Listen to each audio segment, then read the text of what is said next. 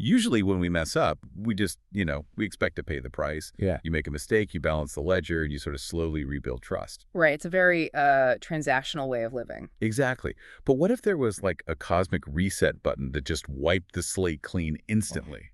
Today, we're doing a deep dive into a really fascinating stack of theological texts. Yeah. Specifically, we're looking at Catholic theology and the private 1930s diary of a Polish nun named Saint Faustina.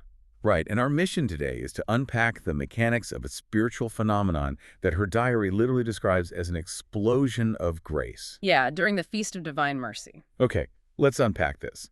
Because to understand how this reset button works, we first need to look at who installed it and, when it actually gets pressed. Right. It's a fascinating textual study because it shifts the entire paradigm of forgiveness.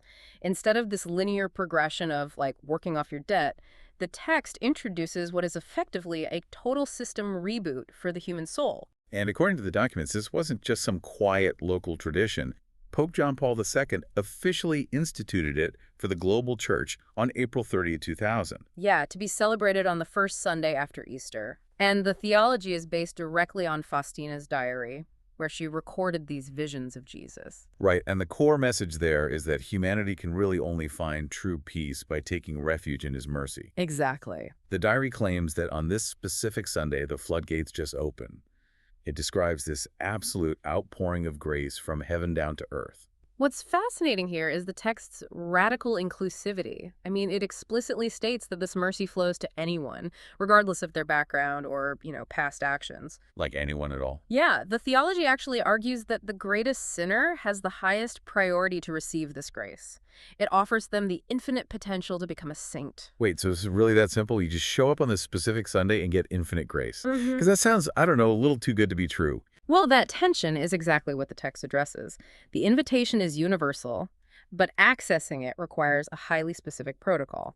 You don't just wander in and bump the reset button, There's an authentication process. So what's the access code then? So to get what the theology calls the complete remission of all sins and punishment, you have to prepare, first through the sacraments, specifically confession to clean the slate, followed by Holy Communion. Okay, so they're structural steps. Yes, but the absolute bedrock requirement, the core mechanism that makes it actually work, is total trust.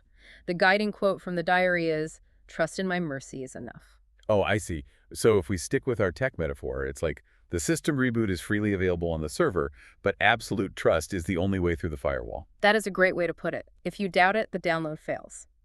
The text also emphasizes praying the Divine Mercy Chaplet, which is a specific set of prayers usually done on standard rosary beads. And the timing of this prayer really matters. Right. It heavily focuses on 3 p.m.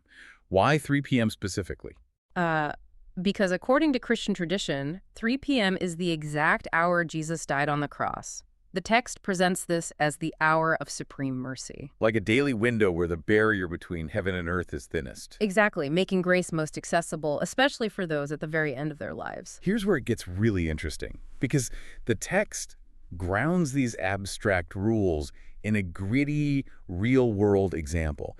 It details the story of a Polish man named Mateusz. Oh, yeah. His story is the ultimate stress test for this theology. Right. Mateusz wasn't just casually unreligious. Yeah. The text describes him as deeply hardened. I mean, he's lying on his deathbed, actively mocking the nurses, mocking his family, completely rejecting any spiritual comfort. Just totally closed off. Completely. But then someone starts praying this specific 3 p.m. chaplet right by his bed. And the text describes a massive instantaneous shift. He goes from bitter rejection to total peace and repentance. Just by opening himself to that flow of mercy at the very last second. If we connect this to the bigger picture, think about the psychological weight this lifts off a person. It's huge. Even if you're looking at this purely from a secular perspective, the framework it provides for dealing with human guilt is profound. It's a mechanism for letting go of the crushing weight of past failures when you feel like you've just run out of time to fix them. So what does this all mean for us?